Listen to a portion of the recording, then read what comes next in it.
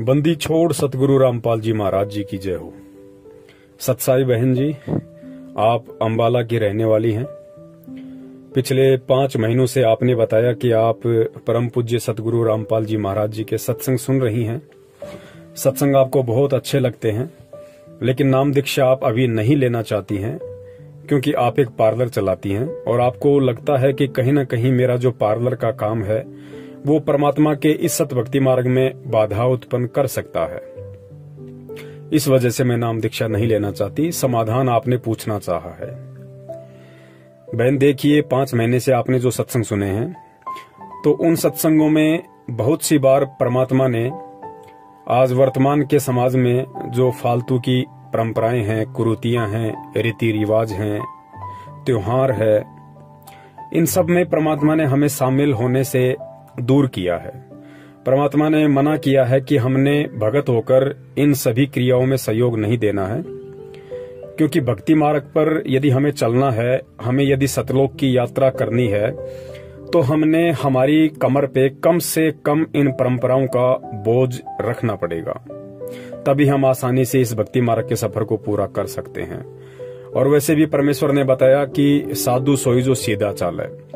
परमात्मा का बच्चा वही होता है जो व्यर्थ के इन परंपराओं से, ढकोसलों से, कुरीतियों से दूर रहे, अपना सादा जीवन जिए, अपना रोजी रोटी के लिए जैसा भी परमात्मा ने निमित्त बना रखा है अपना काम करे और अपनी भक्ति करे। पार्लर का जो काम है बहन, वो कहीं न कहीं परमात्मा के सत मिशन में बाधा है, क्योंकि परमात्मा एक स्वच्छ समाज का, स्वच्छ देश दुनिया का निर्माण करना चाहते हैं अपने तत्व ज्ञान से। और स्वच्छ समाज और देश दुनिया का निर्माण तभी हो पाएगा जब पूरा समाज परमात्मा की भक्ति को अपनाएगा। और परमात्मा की भक्ति को अपना के वर्तमान के समाज में जो ये फालतू की कुरीतियां, रीति रिवाज, परंपराएं, इन सब से दूर हटेंगे, तभी हम भगत होकर सही तरीके से भक्ति कर पाएंगे। अब देखिए बहन, यहाँ पे बहुत सारे जो भगत भाई बहन हैं, उनको मन में शंका हो सकती है कि भाई हम भी सैलून का काम करते हैं, हमारा भी सैलून है, हम भी लोगों के बाल काटते हैं, दाढ़ी बनाते हैं, तो क्या हमारा काम भी परमात्मा के मार्ग में बाधा है? तो यहाँ थोड़ा सा समझाना जरूरी हो जाएगा। तो दास निवेदन करेगा कि पार्लर में और सैलून में बहुत अंतर होता है। आज परमात्मा के हजारों की संख्या में जो भगत भाई बहन हैं वो अपना सैलून चलाते हैं, लोगों के बाल काटते हैं, दाढ़ी करते हैं, कटिंग करते हैं, तो वो परमात्मा के मार्ग में बाधा नहीं है। यदि आप दाढ़ी और बाल कटिंग तक ही सीमित हैं तो आप परमात्मा के मार्ग में बाधा नहीं है। और देखो, सत्संग सुन के थोड़ा सा हमने विचार करना पड़ेगा, क्योंकि हर पॉइंट परमात्मा नहीं बताएगा। हर बार हर सत्संग में परमात्मा वो बातें रिपीट नहीं कर पाते हैं। हालांकि परमेश्वर ने जिक्र सभी बातों का अपने किसी न किसी सत्संग में अवश्य कर रखा है, लेकिन हम लोग सभी सत्संग नहीं सुन पाते हैं और सत्संग ना सुन पाने के चलते हमें उन बातों की जानकारी नहीं होती है। ये एक अलग विषय है, लेकिन परमेश्वर ने अवगत अवश्य करवा रखा है अपने भक्ति विधान से कि कौन कौन सी मर्यादाएं हैं, क्या क्या नियम हैं, हम कैसे भक्ति मार्ग पे चलेंगे तो हम सफल हो सकते हैं। देखिए, परमात्मा हमें बार बार कहते हैं कि बच्चों, ये जो विवाह शादी हैं या अन्य प्रकार के जो धार्मिक अनुष्ठान वगैरह होते हैं, मरने के बाद में 13 माई होती है, बरसोदी है, पितृ पूजा है, या अन्य प्रकार के चौंचले हैं, गेट टुगेदर पार्टी है, बर्थडे है, किट्टी पार्टी है, परमात्मा ने बताया कि हमने इन सभी चीजों से दूर हटना पड़ेगा, वरना हम भक्ति नहीं कर पाएंगे। ये व्यर्थ के चौंचले हैं, फालतू के ढकोसले हैं। जो पैसे वाले लोग हैं वो अपनी मौज मस्ती के लिए, दिखावे के लिए ये सारा ढोंग करते हैं। अब हम भगत हो गए तो हमने इन चीजों को करना तो बहुत दूर की बात है, हमने इनमें जाकर सहयोग भी नहीं करना है। ठीक है, जब तक कोई भगत भाई बहन ज्ञान से पूरी तरह परिचित नहीं हो पाता है, जब तक वो अच्छे से ज्ञान को आधार नहीं बना पाता है, वो वहां आ जा सकता है। लेकिन ध्यान रहे, केवल धार्मिक अनुष्ठान को छोड़ के परमात्मा ने विवाह शादी के लिए थोड़ी बहुत छूट दी है, वो भी तब तक जब तक भगत को ज्ञान नहीं है। और किसी भी प्रकार के धार्मिक अनुष्ठान में, चाहे कोई माता का या भैरू जी का जागरण हो, किसी भी देवी देवता का कोई प्रोग्राम हो, मरने के बाद में जो 13 माई होती है, बरसोदी है, पितृ पूजा है, बर्थडे पार्टी है, इन चीजों में तो हमने शामिल भी नहीं होना है। ये विशेष आदेश है परमात्मा के। और भक्ति मार्ग में संत के वचन की अवहेलना करना अपने आप को संत से दूर करने के बराबर होता है। तो विवाह शादी वगैरह के लिए, इन सब चीजों के लिए परमात्मा ने हमें इसलिए मना किया है कि बच्चों, एक लोक दिखावा है। समाज के धनी लोगों ने अपने लोक दिखावे के लिए इन परंपराओं की शुरुआत की थी। आगे चल के ये समाज के गले की फांसी बन गई। आज ना चाहते हुए भी समाज के डर से, अपनी इज्जत के लिए लोगों ने कहीं से पैसा उधार लेके इन प्रोग्रामों को करना पड़ता है। बाद में सारा जिंदगी वो कर्जा उतारते उतारते मर जाता है, उसका कर्जा नहीं उतरता। तो अब हम भगत बन गए, हमें परमात्मा ने ज्ञान दे दिया। अब हमने इन परंपराओं का बोझ अपनी कमर पे गधे की तरह नहीं लाद के चलना है, वरना हम सतलोक तो क्या, हम त्रिकुटी तक की यात्रा भी ढंग से नहीं कर पाएंगे। तो जो भगत भाई बहन अपनी दाढ़ी और कटिंग के लिए अपना सैलून चलाते हैं, वो ठीक है, उनकी रोजी रोटी है, और दाढ़ी कटिंग समाज की जरूरत भी है, उसको बंद नहीं किया जा सकता है। इसलिए ये जो सैलून का जो काम है वो परमात्मा के मार्ग में बाधा नहीं है। लेकिन उन भगत भाइयों ने भी विशेष तौर से ध्यान रखना पड़ेगा। आपको यदि कोई किसी विवाह शादी वगैरह में बुलवाता है कि भाई हमारे बच्चे की शादी है, हमारे बच्चे का मेकअप करना है, हमारे बच्चे को संवारना है, और उसका जो भी कुछ आप जो समझ सकते हैं अच्छे से कि उसको कितना उसको सजाया जाता है, उसका डेकोरेशन किया जाता है, कई हजारों रुपया वो लोग पार्लर में जाके खर्च कर देते हैं सजने संवरने के लिए, अपने आप को सुंदर दिखाने के लिए। तो पुण्यात्माओं, जो भी भगत भाई बहन अपना सैलून चलाते हैं, जिनको परमात्मा का ज्ञान है, अब उनको इन चीजों से दूर हट जाना चाहिए। उन्हें अपना काम धंधा परमात्मा के ऊपर विश्वास करके सिर्फ दाढ़ी मूंछ और कटिंग तक ही सीमित रखना चाहिए। इसके अलावा धीरे धीरे देखो, एकदम से आप नहीं छोड़ पाते हो, एक बात अलग है, लेकिन आपने कोशिश करनी होगी, और जो परमात्मा की दृढ़ आत्मा होती है वो बिल्कुल इन सब चीजों से दूर हट जाएगी। तो हमने किसी भी प्रकार के दूल्हे या दुल्हन को विवाह शादी के लिए बिल्कुल भी नहीं संवारना है, क्योंकि जब तक हम इनको संवारते रहेंगे ये संवरते रहेंगे। आपको ध्यान होगा, परमात्मा ने कहा कि बच्चों, हमने किसी भी प्रकार के चमड़े से बनी हुई वस्तुओं का प्रयोग नहीं करना है, चाहे बैग हो, चाहे बेल्ट हो, चाहे जूते हो, चाहे पर्स हो, कोई भी चीज जिसमें लेदर वगैरह का इस्तेमाल हो वो हमने इस्तेमाल नहीं करनी है। बनाने वाली दुनिया बहुत है। अगर हम 5-10 लाख व्यक्तियों में से यदि 1000-1500 व्यक्ति या भगत भाई बहन वो काम भी करते होंगे और वो छोड़ भी देंगे तो भी समाज पे कोई विशेष प्रभाव नहीं पड़ने वाला है, क्योंकि लोगों ने अपनी फैक्ट्रियां कंपनियां लगा रखी हैं, समाज में सप्लाई होती रहेंगी। लेकिन परमात्मा ने बताया कि समाज में चाहे सप्लाई हो चाहे ना हो, चाहे वो काम बिगड़े चाहे संवरे, लेकिन हम संत शरण में आ गए तो ये संत का वचन है, संत का आदेश है, और ज्ञान आधार ये कहता है कि हमने उन चीजों में सहयोग नहीं करना है, क्योंकि जब तक हम उन चीजों में सहयोग करते रहेंगे वो लोग पशुओं को मारते रहेंगे, जीव हत्या करते रहेंगे, और ये चमड़े का व्यापार धंधा चलता रहेगा। तो कैसे ये कुरीतियां, ये व्यर्थ की परंपराएं, ये लोक दिखावा, ये कैसे छूटेगा?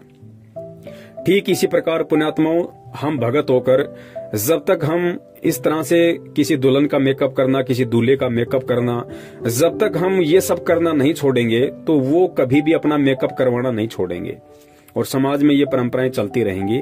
तो हम भगत हैं, हमने बिल्कुल भी इस तरह के मेकअप वगैरह उनके नहीं करने हैं। भले मेकअप करवाने के लिए यदि वो अपनी दुकान पे आता है, देखिए मेकअप भी 2 प्रकार से है। यदि वो नॉर्मली यदि अपना कोई मेकअप करवाना चाहता है, कोई मसाज वगैरह करवाना चाहता है, कोई फेशियल वगैरह करवाना चाहता है, तो आप उसका वो कर सकते हैं। लेकिन स्पेशली यदि वो किसी शादी विवाह के लिए करवाना चाहता है, उसकी खुद की शादी है, और यदि उसके लिए वो मेकअप वगैरह करवाना चाहता है, तो कहीं न कहीं हमारे को इन चीजों से दूर हटना पड़ेगा। हमने उनको मना करना पड़ेगा कि भाई विवाह शादी के लिए मैं मेकअप नहीं करता। ठीक इसी प्रकार जब किसी की मृत्यु हो जाती है तो समाज में एक परंपरा है कि सारे परिवार वाले जो उसके ब्लड रिलेशन में होते हैं वो अपने बाल कटवाते हैं सर के। तो पुण्यात्माओं, बहुत सारी बार क्या होता है, जब किसी के घर में मृत्यु हो जाती है तो वो लोग नाई को बुलवाने के लिए आते हैं कि भाई चलो हमारे घर में मृत्यु हो गई है किसी सदस्य की और आपने सभी का मुंडन करना है। तो यदि किसी भगत की दुकान है, यदि समाज का ऐसा कोई व्यक्ति भगत के पास आकर ये बात बोलता है, तो भगत ने बिल्कुल भी उसमें जाके सहयोग नहीं करना है। भगत ने बिल्कुल भी वहां जाके मुंडन नहीं करना है, वरना वो आपका सहयोग माना जाएगा। और यदि आपकी दुकान पे कोई व्यक्ति आता है और यदि वो मुंडन करवाता है और यदि ये बोल के करवाता है कि भाई हमारे परिवार में मृत्यु हो गई है और हमारा आप लोग मुंडन कर दो, तो भी हमने उनका मुंडन नहीं करना है। हमने हाथ जोड़ के उनसे प्रार्थना करनी है कि देखिए मेरे गुरुदेव के सख्त आदेश हैं, इन परंपराओं के अंदर आप जो मुंडन करवा रहे हैं ये मुंडन मैं नहीं कर सकता। हाँ, यदि सामान्य तरीके से यदि आप अपने सर के बाल उतरवाना चाहो तो मैं उतार सकता हूँ, लेकिन इन परंपराओं के नाम पे मैं आपका मुंडन नहीं कर सकता। क्योंकि पुण्यात्माओं, जब हम थोड़ा सा संघर्ष करेंगे, हम थोड़ा सा इन चीजों में आगे बढ़ेंगे, तो समाज इन चीजों पे सोचने पे मजबूर होगा कि भाई ऐसी क्या बात है, ऐसा क्या ज्ञान है इनके गुरु के पास में, ऐसा क्यों कहता है इनका गुरु इनको। दुनिया में तो कोई मना नहीं करता, लोग तो जा जाके मुंडन करते हैं, दूल्हा दुल्हन का घर पे जाके मेकअप करते हैं ताकि उनको ज्यादा पैसा मिले, लेकिन ये लोग मना कर रहे हैं, तो इसका रीजन क्या है। तो समाज सोचने पे मजबूर होगा। और पुण्यात्माओं, जब तक हम इन क्रियाओं में शामिल होते रहेंगे, हम उन लोगों का सहयोग करते रहेंगे, तो फिर कैसे बात बनेगी।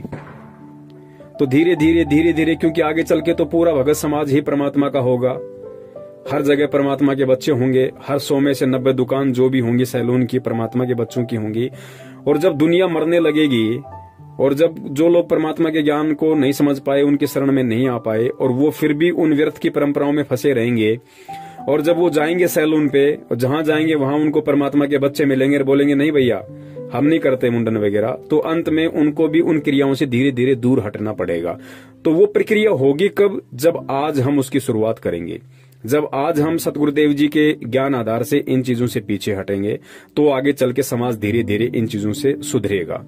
तो हमने किसी भी दूल्हा या दुल्हन का मेकअप नहीं करना है यदि आपकी सैलून की दुकान या ब्यूटी पार्लर की दुकान है। तो हमने किसी भी व्यक्ति का मुंडन नहीं करना है यदि आपकी सैलून की दुकान है। तो नॉर्मली यदि कोई आपसे दाढ़ी कटिंग वगैरह करवाता है, बिल्कुल हम कर सकते हैं। चेहरे पे कोई फुंसी वगैरह है या चेहरे का जैसे कोई रंग वगैरह उनका काला पड़ गया है किसी वजह से, यदि वो फेशियल वगैरह करवाना चाहता है, मसाज वगैरह करवाना चाहता है, तो वो हम कर सकते हैं, उसमें कोई दोष कोई दिक्कत नहीं है। इसके अलावा पुण्यात्माओं, अगर आप हिम्मत कर सको इस परमात्मा के मिशन में, तो आप लोग किसी के बालों को काला भी ना करो, क्योंकि परमात्मा हमें तो मना करते ही है कि भाई हमें बिल्कुल भी अपने बाल काले नहीं करवाने हैं। हमें सुंदर दिखने के लिए या बुढ़ापे में जवान दिखने के लिए जो लोग बालों में डाई करते हैं, मेहंदी लगाते हैं, कलर लगाते हैं, भगत के लिए तो परमात्मा ने विशेष तौर से मना कर ही रखा है। और जो चीजें भगत के लिए मना है, तो भगत ने सोचना चाहिए कि उन चीजों में भगत ने सहयोग भी नहीं देना चाहिए, उन चीजों में भगत ने सहयोग भी नहीं देना चाहिए। जैसे गुरुदेव ने बताया कि भगत को शराब नहीं पीनी, तो भगत ने तो बिल्कुल भी नहीं पीनी, लेकिन भगत से यदि कोई शराब के लिए पैसे मांगता है या शराब की बोतल मांगता है या शराब मंगवाता है, तो भी गुरुदेव ने कहा है कि आपने उसमें सहयोग भी नहीं करना है। तो इसी प्रकार पुण्यात्माओं, जब परमेश्वर ने हमें बालों में कलर लगाने के लिए मना किया है, हमें बालों को रंगने के लिए मना किया है, तो पुण्यात्मा ये ज्ञान आधार की बात है। हर चीज को परमात्मा दबाव दे के नहीं बताएगा, क्योंकि परमेश्वर को पता है कि जब धीरे धीरे सत्संग सुनता रहेगा तो आगे चल के इसको भी इन चीजों का आभास हो जाएगा, और एक न एक दिन ऐसा आएगा इसकी आत्मा स्वयं इसको कोसने लग जाएगी कि भाई तू जो कर रहा है वो गलत है। जब गुरुदेव ने तुझे जहर खाने के लिए मना किया है, तो तू दूसरों को जहर कैसे खिला सकता है। तो पुण्यात्माओं, हमने धीरे धीरे, यदि आपकी आत्मा गवा दे, देखो दास कोई जबरदस्ती नहीं कर रहा है, और दास केवल परमात्मा के ज्ञान आधार से ही आप जियों को ये सलाह दे रहा है, ये बता रहा है। परमात्मा ने भी एकदम से दूसरों के लिए नहीं बताया है, क्योंकि परमात्मा को पता है कि यदि एकदम से इन पुण्यात्माओं पर दबाव दे दिया जाएगा तो ये भक्ति नहीं कर पाएंगी। लेकिन जब इनको ज्ञान होगा, धीरे धीरे परमात्मा की शरण ये ग्रहण करेंगे, और जब भक्ति मार्ग में आगे बढ़ेंगे, इनका ज्ञान योग खुलेगा, तो धीरे धीरे इनकी आत्मा इनको कसोटने लग जाएगी कि यार जब गुरुदेव ने मुझे शराब पीने के लिए मना किया, तो मैं दूसरों का सहयोग कैसे कर सकता हूँ। जब परमात्मा ने मुझे मेरे बाल डाई करने के लिए मना किया, तो मैं दूसरों के बाल डाई कैसे कर सकता हूँ। तो पुण्यात्माओं, ये ज्ञान आधार की बात है। और जिस भी भगत भाई को यदि ये बात उचित लगे, जिसका सैलून का काम है, पार्लर का काम है, और यदि वो चाहे तो परमात्मा के प्रति अपने भाव व्यक्त कर सकता है, परमात्मा के प्रति एक ज्ञानी भगत होने का परिचय वो दे सकता है, धीरे धीरे वो भगत इन परंपराओं से दूर हो सकता है, इन चीजों से वो दूर हो सकता है। क्योंकि जब कोई करेगा नहीं तो फिर करवाएगा कौन। तो इस प्रकार से पुण्यात्माओं हमने अब इन चीजों से धीरे धीरे हटना पड़ेगा। ये ज्ञान आधार के ऊपर है, ये मेरे कहने से या किसी के दबाव देने से नहीं होगा। ये जब तक आप अपने अंतरात्मा से इस बात को गहराई से नहीं सोचेंगे कि वास्तव में बात तो सही है। यदि हम लोगों को रंगना नहीं छोड़ेंगे तो लोग अपने आप को रंगवाना कैसे छोड़ेंगे। तो पुण्यात्माओं आपने विचार करना पड़ेगा इस बात पे। और बहन जी, आपका जो पार्लर का काम है, देखिए अभी आपने नाम दीक्षा नहीं ली है और नाम दीक्षा लेने से पहले ही परमात्मा ने आपके ऊपर इतनी दया कर दी कि आपकी आत्मा ये स्वीकार नहीं कर रही थी कि भाई पार्लर का काम कहीं न कहीं परमात्मा के मिशन में बाधा है। तो बहन ये आपकी बहुत अच्छी सोच है। अगर परमेश्वर दया करें तो बहन आप जी इस धंधे से थोड़ा थोड़ा करके आप जी दूर होइए और परमात्मा से आप प्रार्थना करते रहिए। देखिए आपने अगर परमात्मा के लिए इतना सोचा है, परमात्मा के सत्संग सुन के आपके मन में इतने विचार आए हैं, तो जाहिर सी बात है यदि आपकी इच्छा इस काम को छोड़ने की होगी तो परमात्मा आपके लिए 10 रास्ते भी खोल देंगे। वो समर्थ है, वो शक्तिशाली है, वो सर्वशक्तिमान है, वो अंतर्यामी है। वो केवल अपने बच्चों के भाव देखता है कि मेरे बच्चों की इच्छा क्या है। यदि उनकी इच्छा भक्ति के अकॉर्डिंग होगी तो परमात्मा 100% उस इच्छा को पूरा करने में भगत का सहयोग देता है। तो बहन आप कोशिश कीजिए कि आप इस चीज से दूर हों, और यदि और कोई काम ऐसा आपको लगे उस काम को आप आसानी से कर सकती हैं, और वो काम परमात्मा के भक्ति मार्ग में किसी प्रकार की बाधा भी उत्पन्न नहीं करेगा, तो आप जी जरूर उस काम को बहन कर सकती हैं। और जब आपको लगे कि अब मैं बिल्कुल तैयार हूं परमात्मा से नाम दीक्षा के लिए, तो आप दास को फोन कर सकती हैं। दास आपको संकल्प नाम दीक्षा का वीडियो भेज देगा। वीडियो देख के, और यदि आपकी अंतरात्मा आपको गवाही दे तो आप उसी विधि से अपने घर में परमेश्वर का दरबार लगा के, और जो विधि परमेश्वर ने बताई है संकल्प नाम दीक्षा के माध्यम से, उस आधार से आप जी परमात्मा की भक्ति शुरू कर सकते हैं। यदि आपको विश्वास होगा तो समान रूप से लाभ परमात्मा ने उनका बताया है। और जैसे गुरुदेव आश्रम में आ जाएंगे उसके बाद में आप परमात्मा से प्रार्थना कीजिए, परमात्मा जैसे भी आपको स्वयं नाम दीक्षा दें या किसी और के माध्यम से आपको नाम दीक्षा दिलवाएं, वो फिर मालिक का काम है। बहन सत साहिब, जय हो बंदी छोड़ के।